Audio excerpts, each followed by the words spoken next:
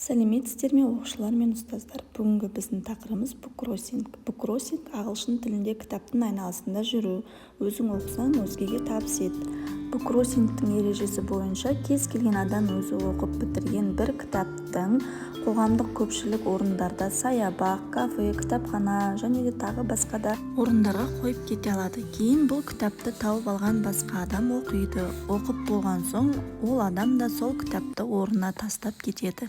Дәл осылай ол кітапты басқа оқырмандар оқи алады. Бұл қоғамдық қозғалысқа қатысушылардың буккроссингтілер деп атайды.